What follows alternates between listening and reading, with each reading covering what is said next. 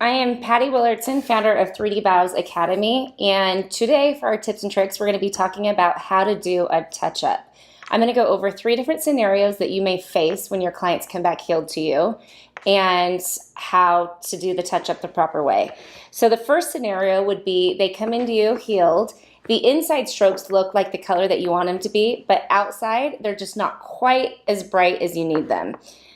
So right here, I have a demonstration. The outer strokes are just a little bit lighter than the inner strokes. Second scenario is the outside strokes healed great, but you lost all the inside strokes. Right here, the outside strokes look great, but there's no inside strokes. The third scenario that we may face is they come back a little bit blotchy. Some are lighter, some are darker, some healed great, some didn't heal in at all. So let's talk about these 3 scenarios and what you would do. Scenario number 3, they come back blotchy. I've got some light spots, some spots that healed the color I want, and some spots that have nothing. What am I going to do with this scenario? Well, my lighter strokes, I'm going to take that same color and go right back over them. The strokes that didn't heal in, I'm going to take that same color and make myself some new strokes. The strokes that look perfect, I'm not going to touch them. So one of the biggest questions I get is what happens if like the very bottom of my stroke healed good, but the top disappeared? Do I hit the whole thing? No, you don't need to hit the whole thing. The part that healed great, leave that be. You don't need to mess with it. Start right at the very end where that color stopped. Start your stroke there and continue the rest of the stroke with the color you used the first time. Be careful not to get too many different colors in there. You don't want to cause a rainbow. So if I used mochaccino my first time, unless they want to go a darker shade, I'm going to use mochaccino again on my touch-up.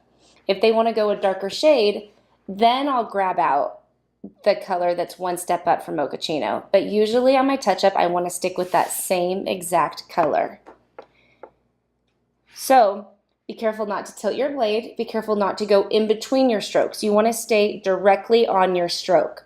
So I'm going to take my tool and I'm going to go directly through that stroke, not beside it. I'm not starting in it and then slipping out to the side of it. I'm right inside of that stroke the entire time. Keep that tool nice and straight. You want a really, really crisp stroke.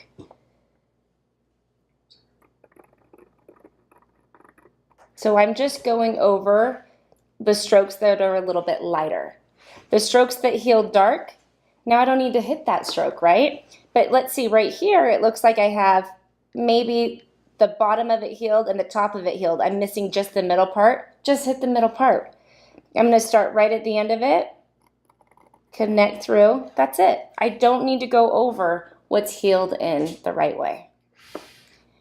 So my client comes back to me, and she looks like she's healed the start of my stroke and the end of my stroke, but doesn't look like she kept the middle of the stroke. That could be because my pressure was lighter on the middle.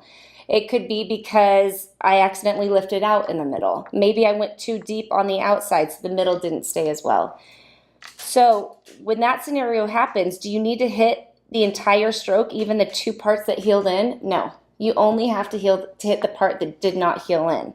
So I'll start right here at the very end of that stroke that healed, take it all the way to the starting of the other stroke that healed. I'm just filling in that gap, that missing part. Now when I say filling in the gap, I don't mean filling in between 2 strokes. You want to stay directly on the strokes that you put in before. I'm just meaning filling in the middle of the stroke that didn't hold as well. I'm going to show you guys an example in a picture that's going to pop up on the screen right now of why you don't want to do a touch-up where you fill in between your strokes. If you're not staying directly in the strokes that you did the first time, so if I don't stay directly on every single one of these strokes, if I go in between these strokes where you see this white, if I fill in those holes, that's going to turn into a solid blurred brow. If you want a hair stroke brow, you have to stay directly on the hair stroke.